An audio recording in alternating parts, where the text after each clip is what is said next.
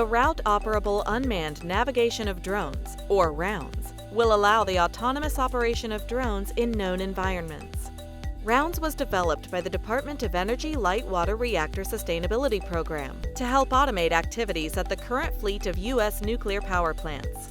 Cost and safety concerns have motivated the program to search for alternatives to plant workers performing routine activities, such as monitoring equipment or collecting readings. ROUNDS allows a drone to automate these manual processes, collect the same information at a much higher frequency, and reduce human exposure to hazards.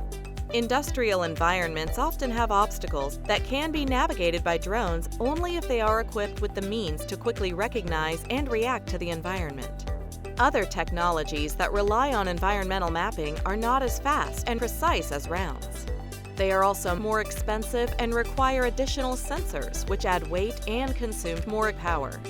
ROUNDS enables a drone to autonomously, accurately, and quickly navigate its environment and return to its charging location within a known area, covering a long route on a drone's limited battery charge, and preventing the need for charging stops along the drone's flight path.